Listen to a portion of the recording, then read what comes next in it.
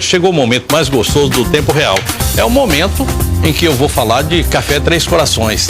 A Três Corações é uma marca de tradição que zela por levar sempre o melhor produto para a mesa dos rondonienses. São 6 tipos de café, esses aqui, produzidos com grãos muito bem selecionados. Você pode escolher entre o tradicional, o extra forte premium, o orgânico, o gourmet, o descafeinado, e hoje eu vou falar dele, do premium, que é um café encorpado muito bem integrado entre a intensidade do aroma e a doçura do seu sabor. Aqui, todo mundo já provou e aprovou. Está na hora de você fazer o mesmo. Café Três Corações, sabor que apaixona. A escolha está aí para você. Mas a qualidade você já sabe, é sempre essa daqui. E eu recebo o meu primeiro convidado. Hoje nós temos 2 cafezinhos de prosa. Eu recebo o meu convidado com aquilo que eu tenho de melhor. Café Três Corações. Para que a prosa fique bastante animada. Roda a vinheta para que eu possa receber Vinícius Raduan. Cafezinho de prosa. Oferecimento Café Três Corações. Sabor que apaixona.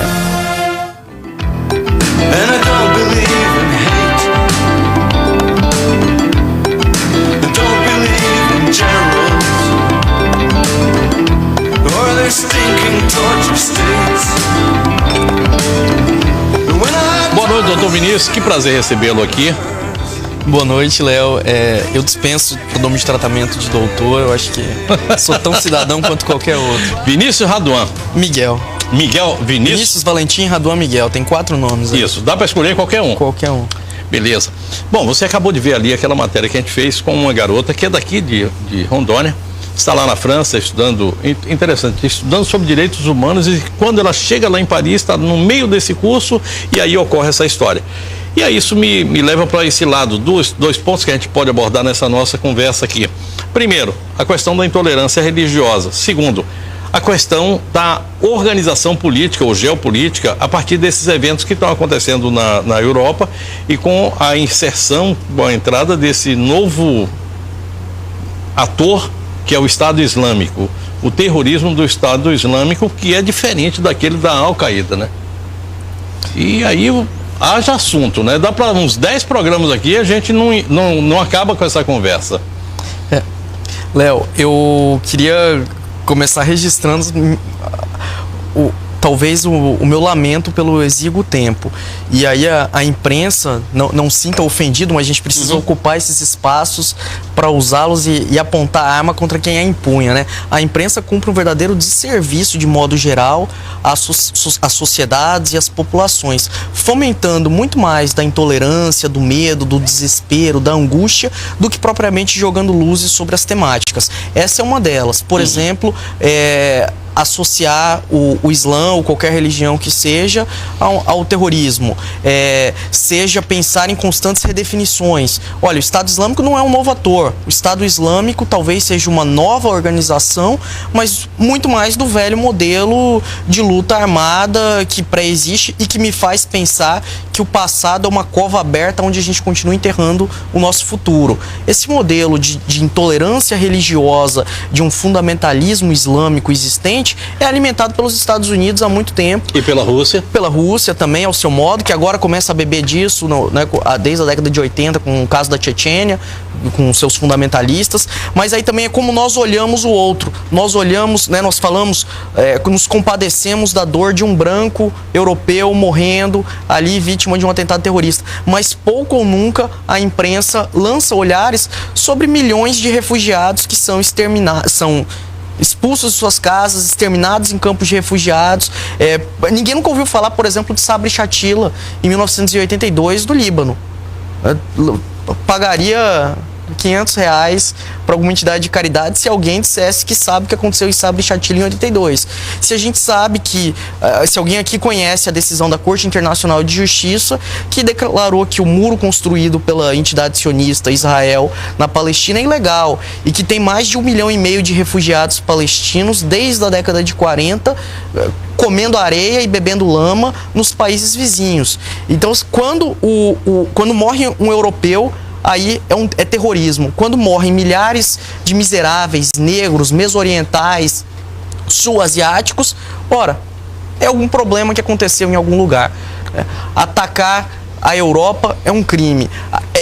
Esse é o velho dilema que surge, aliás, com o nazismo. O nazismo é totalitarismo porque são brancos massacrando brancos. Mas na década de 40, 30, 40, todo o colonialismo graçava por toda a Europa. Pensemos, não sou defensor de nenhuma lei de Italião, olho por olho, dente por dente.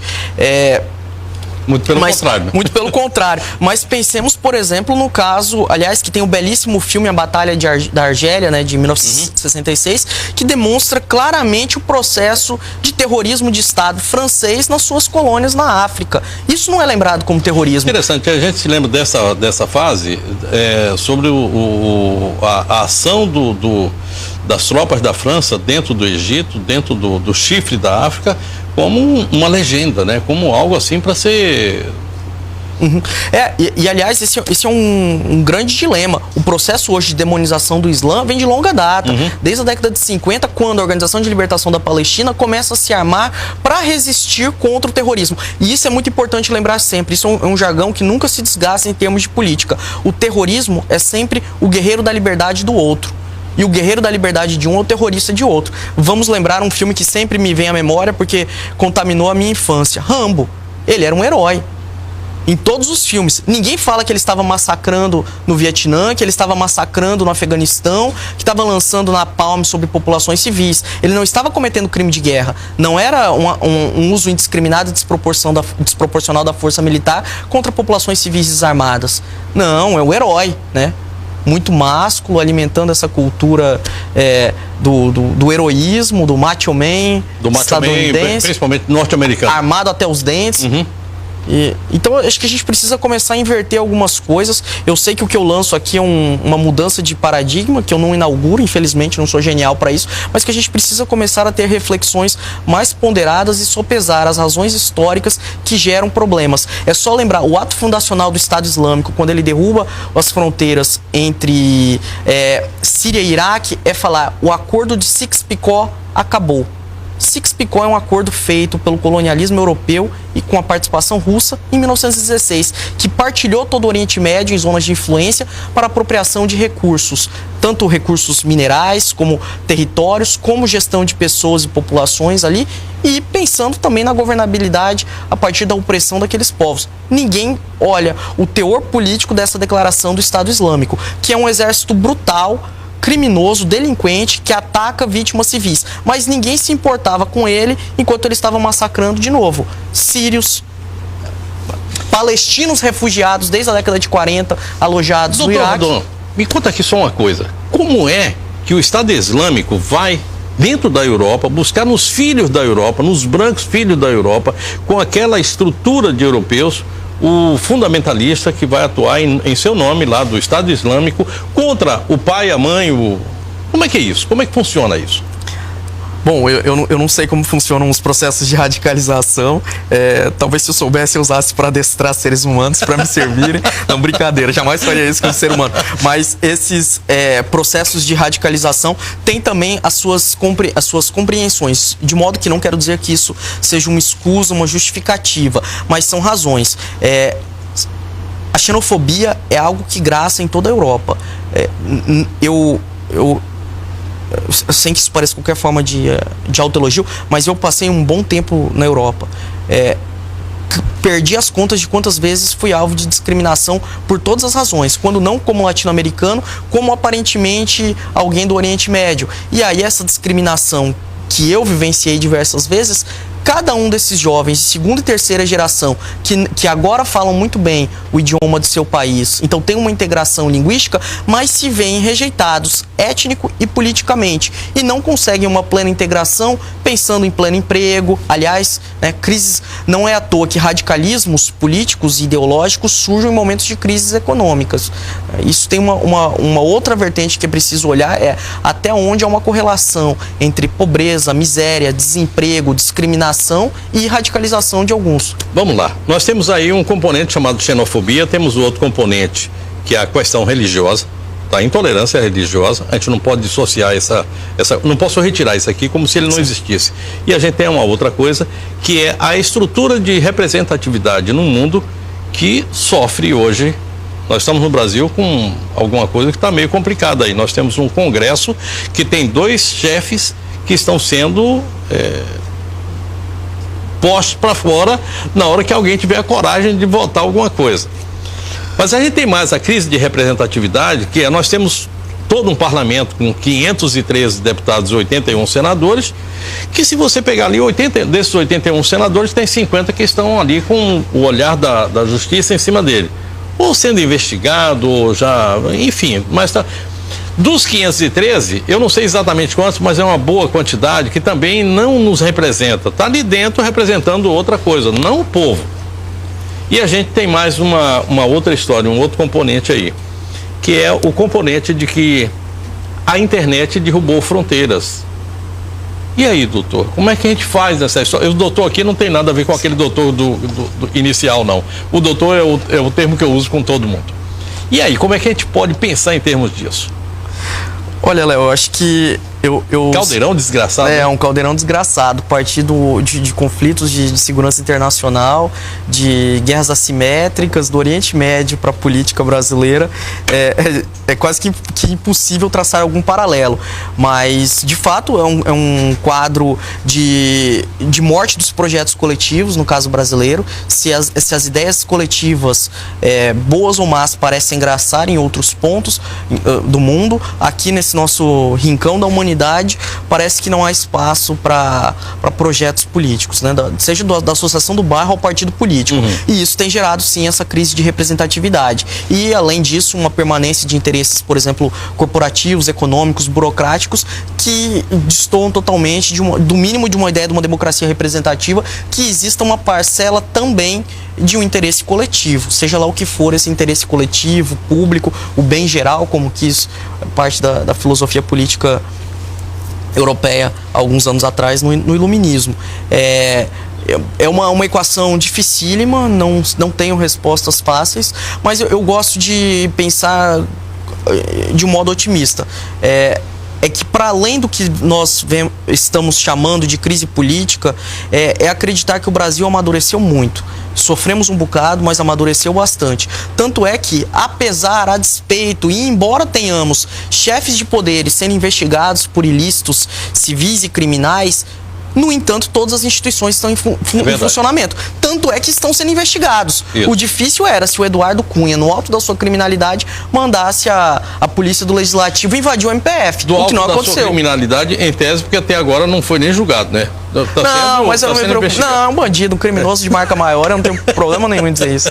Não, isso aí sempre foi. Não, aliás, não é agora. Aliás, ele cresceu como trombadinha, né? Não é de agora. Amadureceu e virou deputado. Estado Islâmico lá dentro da Europa. O Estado Islâmico é um califado, né? Eu queria até que você explicasse direito aqui pra gente o que é esse conceito de califado, porque não não tem o território, mas tem o chefe de Estado. Não tem o nação, mas tem o povo.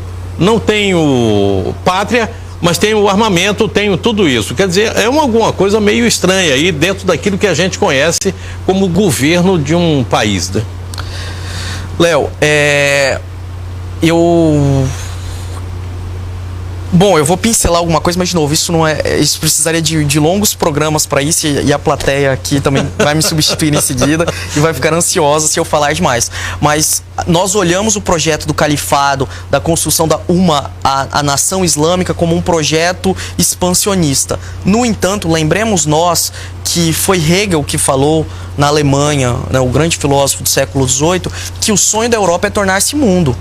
O projeto da Europa iluminista já era expandir-se sem fronteiras, era ocupar todos os espaços, fosse com a transposição de suas ideias, fosse com o transplante de suas populações para ocupação colonial e exploração dos outros lugares do mundo que transformaram em suas colônias. Então, com isso eu quero dizer que qualquer projeto, ou a maior parte dos projetos político-ideológicos, tem uma concepção expansionista que implica em desfazer as fronteiras e avançar sobre territórios dos outros. Nós olhamos de novo, talvez um califado de um amontoado de malucos no Estado Islâmico como um inimigo, mas ninguém olhou a Europa como um inimigo também com seu projeto absolutamente expansionista. Aliás, de novo, totalitarismo por totalitarismo. O nazismo foi isso.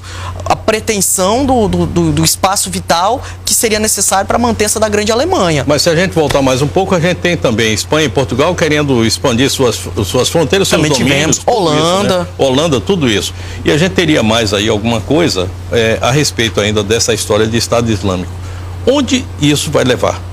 Para onde isso vai? O Estado Islâmico fica ali dentro da Síria, dentro daquela região, e atacando a cada vez que lhe der vontade, a cada vez que lhe der na telha, ou cada vez que a loucura levar algum ponto, destruindo tudo, ou isso vai ter um momento em que diminui e se restringe aquilo ali, ou isso vai contaminar todo o restante. E a gente teria aí a contaminação primeiro da Europa, que não está no seu melhor momento. A gente está lá com a crise do euro, a crise econômica, a crise do desemprego, e isso é um terreno fértil, né, para crescer tudo aquilo que você pode pensar em termos de loucura. Para onde vai isso? Léo, queria eu ter a capacidade de futurologia, né? Acho que eu adivinharia o resultado da Mega Sena. Mas assim... Que, aliás, amanhã deve estar boa, né? Mas pensando assim, a guisa de uma conclusão, os ataques demonstram, e sou profundamente otimista nisso, os ataques do Estado Islâmico contra alvos fora de Síria e Iraque demonstram exatamente o seu oposto, não o seu fortalecimento, mas a sua absoluta fraqueza. É um inimigo que, acuado e desesperado, sem ter mais como resistir, passa a lançar a mão de pequenos grupos desorganizados e que talvez com pouca capacidade de comando, talvez o radicalismo, qualquer que seja, cristão, judaico, islâmico, radicalismos políticos de modo não vinculado a uma religião, ainda que consigam uma grande capilaridade, dificilmente conseguem manter uma hierarquia de comando.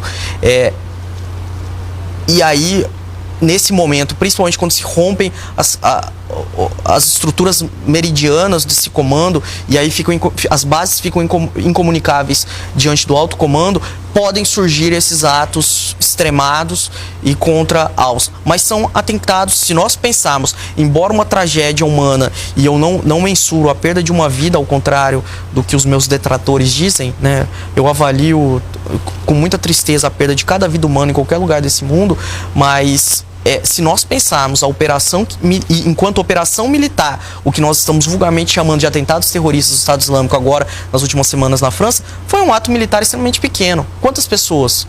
Não chegam a 30 pessoas. Você é um grupo, tem um grupo reduzidíssimo, de pouco poder de fogo. E aí é o problema da guerra assimétrica, enquanto estratégia sempre foi. As guerras de guerrilha, as guerras assimétricas,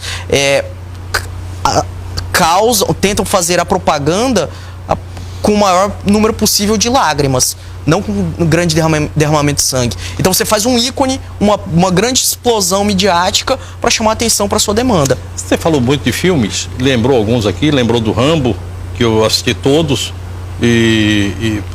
tem cenas assim que são lamentáveis, mas tem outras que são... Aquilo é arte, a gente está vendo ali a arte da miséria humana, mas está lá, está sendo mostrado. E eu estava me lembrando de um filme chamado O Chacal. Sim. Muito pouca gente morta naquela história, mas na verdade o que ele queria é um ícone, a vice-presidente dos Estados Unidos. Era aquilo que ele buscava. E quanto se movimentou e quanto existiu em torno daquilo ali assim. E como pano de fundo, estava a luta dos irlandeses lá na Europa. Olha que coisa de doido que é isso, né?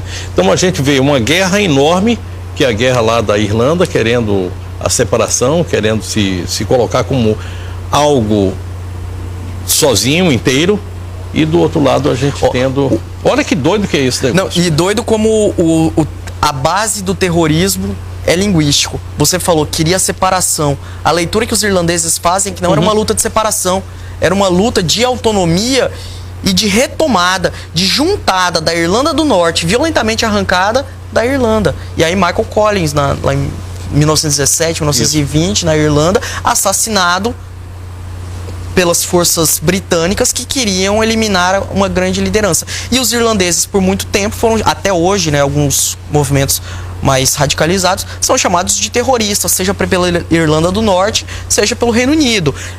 Isso mostra muito, como a gente fala, a música que tocou no começo, já pra gente ficar nessas referências artísticas, chama If I Had a Rocket Launcher, né? Se eu tivesse um lança-foguetes do Bruce Cockburn, se refere aos refugiados da América Latina que foram lançados no México, principalmente, por conta de um terrorismo de Estado muitas vezes oculto e ignorado, que é o terrorismo dos Estados Unidos. Olha, então, é uma disputa linguística, sobretudo. Terrorista é sempre o outro, violento é o outro, nunca é a gente. Não, é aquela história, né? Homossexual é o meu filho, o do outro é viado. Isso se não for uma bichinha. É exatamente isso aí que a gente fala. Se a gente tivesse que encerrar essa conversa aqui, eu ia chamar Sunday Blood Sunday. Eu acho que era bem apropriado para a gente encerrar nessa noite aqui. Mas eu queria fazer o seguinte, eu gostaria de contar aqui com você para a gente começar a analisar essas coisas, não dessa forma mais geral que a gente fez aqui agora, mas pegar cada ponto e a gente sair ali devagarzinho. Porque eu acho que é conhecendo que a gente começa a debater com mais profundidade, e conhecendo você consegue odiar ou amar, mas principalmente entender aquilo que está ocorrendo, que é aquilo que você faz. A ciência política é exatamente isso, né? You know it's true. Give you all my love, baby. What more I do? By myself. Tempo Real. Oferecimento Romanel. Você é a joia. Romanel, o seu complemento.